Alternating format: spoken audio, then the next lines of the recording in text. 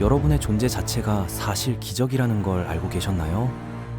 지금 이 순간 여러분이 살아 숨쉬고 있다는 건 수억 대 1의 경쟁에서 승리했다는 증거입니다. 생명이 만들어지는 과정은 우리가 상상하는 것보다 훨씬 더 치열하고 동시에 아름답죠. 자, 그럼 지금부터 여러분이 어떻게 이 세상에 올 수 있었는지 그 놀라운 여정 속으로 들어가 볼까요?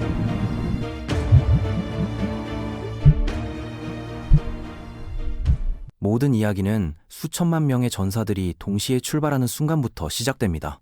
이들은 정자세포인데요. 태어나자마자 죽음과 마주하게 되죠. 시간은 총각을 다투고 에너지가 바닥나기 전에 목적지에 도착해야만 살아남을 수 있습니다. 그런데 이건 사실 가장 쉬운 관문에 불과해요. 여성의 생식기관은 외부 침입자를 막기 위한 요새와도 같거든요. 미래의 어머니 몸은 여러 개의 치명적인 함정을 준비해 두었고 이 과정에서 대부분의 정자는 목숨을 잃게 됩니다. 결국 가장 강하고 적합한 단 하나만을 선택하는 잔혹한 선발 과정이 펼쳐지는 셈이죠. 첫 번째 관문은 강한 산성 환경입니다. 수십만 개의 방어세포들이 지키고 있는 이곳에서 수백만 개의 정자가 처음 30분 안에 죽음을 맞이하죠. 특히 약한 정자들은 더 빨리 죽어나가는데요. 다행히 정액은 알칼리성이라서 이 첫 번째 장애물을 조금은 덜 치명적으로 만들어줍니다. 살아남은 전사들은 다음 단계로 넘어가는데 이곳은 단백질 그물로 가득 찬 미로예요. 여기서 또 수백만 개가 길을 잃고 갇혀서 끝을 맞이하죠. 이때 만약 여성이 배란기라면 상황이 조금 달라집니다. 몸이 화학물질을 분비해서 길을 안내해주고 적대감도 약간 줄어들거든요. 우리 이야기 속 정자들에게는 운이 좋게도 오늘이 바로 그날이네요. 원래 출발했던 수천만 개 중에서 이제 겨우 수백 개만이 자궁강으로 들어섭니다. 계산해보면 0.001%도 안 되는 확률이죠. 자궁강에 도착하면 두 개의 통로가 나타나는데 점액이 강한 정자는 앞으로 나아가도록 돕고 약한 정자는 걸러내는 역할을 합니다. 어머니의 면역세포들은 뒤처지거나 잘못된 길로 가는 모든 세포를 잡아먹어버리죠. 드디어 아마도 수십 개 정도만이 최종 목표에 도달합니다. 그것은 바로 거대한 난자예요. 정자보다 10,000배나 큰 이 산업 규모의 괴물은 영양분으로 가득 차 있고 거의 10만 개에 달하는 미토콘드리아를 보유하고 있습니다. 일반 세포보다 50배나 많은 양이죠. 하지만 난자는 쉽게 정복되지 않아요. 생존자들이 가까이 다가가서 들어가려고 시도하지만 난자는 그중 단 하나만을 받아들이기로 결정합니다. 두 개인의 유전자가 하나로 합쳐지는 순간이에요. 난자는 이제 더 이상 어머니의 일부가 아닙니다. 완전히 다른 무언가가 되었죠. 아직 인간은 아니지만 인간이 될 가능성을 품은 새로운 존재입니다. 말로 표현되기 전에 생각 같은 것이라고 할까요? 그런데 어머니의 몸은 아직 이 생명을 받아들일지 결정하지 못했어요. 이 새로운 존재는 살아남기 위해 싸워야만 합니다. 며칠 동안 빠르게 분열하면서 수백 개의 세포로 성장하는데 동시에 자궁으로 이동합니다. 자궁은 여성 생식기관의 일부로 이곳에서 새로운 보금자리를 만들려고 시도하죠. 이 시점에서 세포들은 두 개의 전문화된 팀으로 나뉘기 시작해요. 하나는 결국 아기가 될 팀이고 다른 하나는 트로포브데스트라고 불리는 세포들입니다. 트로포블라스트의 임무는 어머니 안에 일시적인 장기로 변하는 것인데 그게 바로 태반이에요. 태반은 임신을 가능하게 만들고 나중에는 죽게 되죠. 이 말은 여러분이 배아였을 때 여러분의 또 다른 부분이 있었다는 뜻입니다. 쌍둥이는 아니지만 그보다 더 가까운 존재라고 할 수 있어요. 아마도 수호천사 같은 분신이라고 표현할 수 있을까요? 이 세포들은 절대 인간이 될 기회를 얻지 못했고 오직 여러분을 존재하게 만드는 것만이 그들의 유일한 목적이었습니다. 어쨌든 다음 며칠이 잠재적인 새 생명에게 가장 위험한 시기예요.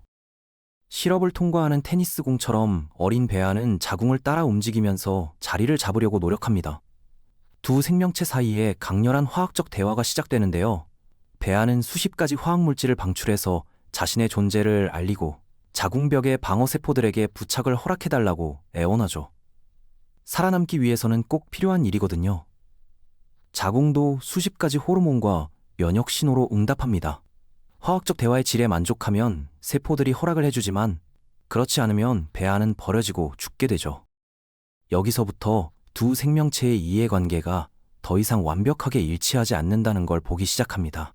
임신은 엄청난 에너지 투자이기 때문에 어머니의 몸은 생존 가능성이 보이지 않으면 배아를 거부해버려요. 반면 배아는 생사가 걸린 상황에 처해 있고 어떤 대가를 치르더라도 살아남으려고 하죠. 그래서 정중하게 부탁하는 게 아니라 수천 개의 침투 부대를 배치합니다. 유전 물질로 가득 찬 거품들인데 일종의 인간 바이러스 같은 거예요. 이들은 자궁세포를 침투해서 세뇌시키려고 하는데 거부당하는 대신 스스로 부착하도록 돕게 만들려는 것이죠. 이 기간 동안 임신의 가장 이상한 특징 중 하나가 나타납니다.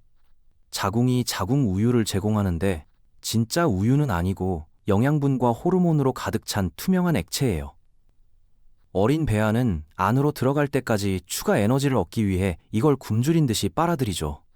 배아가 허락을 받아 들어가면 착상이 성공한 것이고 첫 번째 중요한 장애물을 넘은 셈입니다. 다음 단계는 어머니의 혈관에 도달하는 것인데 굶어 죽지 않으려면 유일한 생존 방법이거든요. 트로포블라스트들은 대규모로 자신을 복제하기 시작하고 다양한 전문가로 변합니다. 그중 하나는 폭력적인 침입자로 변해서 자궁 조직을 뚫기 시작하는데 마치 팔이 여러 개 달린 작은 기생 문어처럼 퍼지고 성장하죠.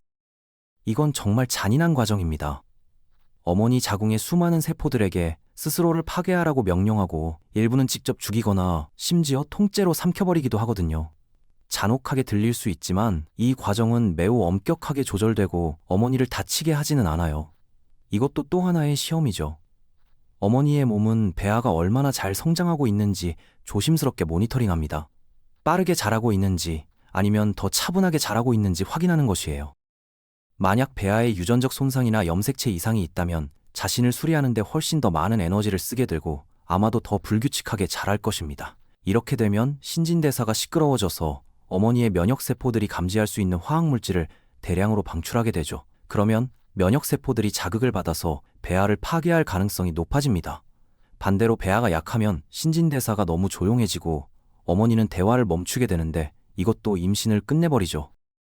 이 배아는 딱 적당하기 때문에 어머니의 세포들이 다양한 화학물질을 쏟아내서 도와줍니다. 성장을 지원하고 가장 중요하게는 면역 시스템을 활성화시키죠. 보통이라면 이건 매우 나쁜 일일 텐데요. 면역 시스템은 어머니 몸의 일부가 아닌 모든 것을 죽이거든요. 그런데 이 배아는 명백히 그녀의 일부가 아니잖아요? 하지만 자궁의 면역 세포들이 배아를 둘러싸고 도와주기 시작합니다. 트로포블라스트가 더 자라도록 안내하는 거예요. 물리적이고 화학적인 안전지대를 만들어서 T세포 같은 위험한 면역세포들에게 멀리 떨어져 있으라고 말하죠. 배아는 자신만의 동기가 있고 어머니의 선의에만 의존하고 싶지 않아요. 그래서 방어적인 트로포블라스트들은 너무 가까이 다가와서 공격을 시작할 수 있는 면역세포들을 죽이는 신호를 보냅니다.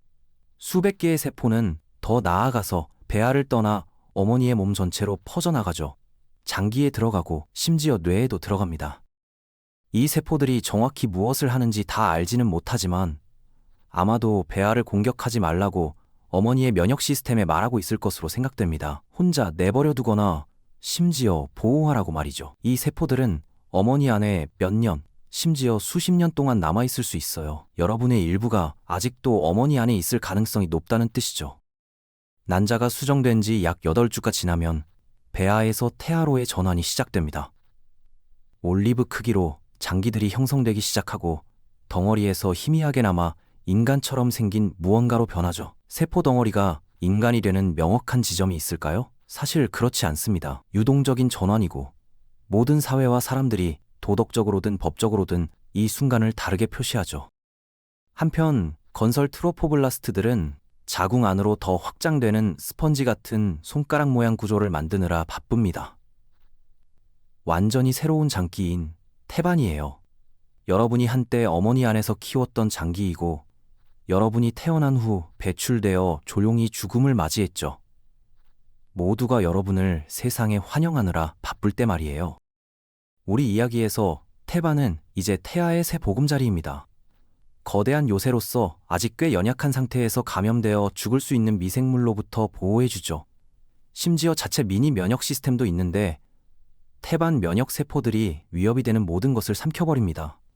다른 태반 세포들은 어머니의 혈관 내부를 따라 기어가서 혈관을 늘리고 반대편에서 탯줄을 통해 태아와 연결하죠. 혈류가 확보되면 이제 가능한 한 많은 음식을 실어 나를 시간이에요. 태반은 포도당을 태아에게 직접 보내는 호르몬을 분비해서 어머니로부터 에너지를 훔칩니다. 태아가 너무 지나치게 많이 요구하면 때때로 임신 중 어머니에게 임신성 당뇨병을 일으킬 수 있는데 그녀의 몸에서 에너지를 고갈시키는 것이죠. 어머니의 몸은 새 생명을 지원하려고 하지만 자신의 생존을 희생하면서까지 하지는 않습니다. 어떤 의미에서 태아 안의 어머니 유전자는 새로운 존재보다 여전히 그녀에게 더 강한 충성심을 가지고 있는데 아버지의 유전자는 그렇지 않아요. 아버지 유전자는 어떤 대가를 치르더라도 태아가 살아남기를 원하죠. 그래서 양측 사이에 일종의 취약한 평화가 있긴 하지만 그게 전부예요. 그들의 이해관계는 완벽하게 일치하지 않고 양쪽 모두 그걸 받아들여야만 합니다. 다음 몇 달 동안 태아는 체중이 10억 배 이상 증가하는데 이건 엄청난 양의 에너지와 협력을 요구하죠. 그들은 여전히 살아서 이 과정을 빠져나가기 위해 함께 일해야 합니다. 하지만 태아가 임신의 이 지점까지 도달하면 한때 여러분이었던 것처럼 아기가 될 가능성이 꽤 높아집니다. 오늘날 여러분 같은 진짜 인간으로 말이죠. 엄청난 잠재력을 가진 존재입니다. 오늘날 살아있다면 여러분은 놀랍도록 잔인한 선택 과정을 거쳐온 것이에요. 믿을 수 없을 만큼 치명적인 장애물 코스를 통과하는 작은 유전자 묶음에서 시작해서 생존을 위해 싸우면서 화학물질을 통해 말하는 절박한 언어와 시스템을 속이려는 교활한 행동으로 이 세상에 살아있기 위해 싸웠던 것이죠. 그런데 이건 이야기의 한 면일 뿐입니다. 여러분은 또한 선택받았어요. 여러분을 올바른 장소로 이끈 호르몬에 의해, 여러분이 하나로 합쳐지도록 허락한 난자에 의해 선택받았죠. 여러분이 어떻게 말하는지 마음에 들어 한 어머니의 몸에 의해, 여러분을 보호하고 돌봐준 그녀의 세포들에 의해서요. 어머니가 여러분에게 선물한 엄청난 양의 에너지로 영양을 공급받았습니다. 우리의 생물학은 잔인하고 용서 없지만 존재하는 가장 위대한 경의를 위해서는 필요한 부분입니다. 새로운 생명의 창조, 여러분의 창조, 우리 모두의 창조 말이죠. 지금 이 순간 숨 쉬고 있다는 것 자체가 얼마나 특별한 일인지 생각해 보세요. 수많은 장애물을 뛰어넘고 무수한 경쟁을 이겨내고 완벽한 타이밍과 조건이 맞아떨어져서 여러분이 존재하게 된 것입니다. 그 모든 과정이 여러분이라는 한 사람을 만들어냈죠. 생명의 탄생은 과학으로도 완전히 설명할 수 없는 신비로움을 가지고 있습니다. 세포들의 대화, 화학물질의 신호, 면역 시스템의 정교한 균형, 모든 게 완벽하게 맞아떨어져야만 새로운 생명이 시작될 수 있거든요. 한 걸음이라도 어긋나면 그 여정은 끝나버리죠. 하지만 여러분은 그 모든 관문을 통과했습니다. 그래서 지금 이 자리에 있는 것이에요.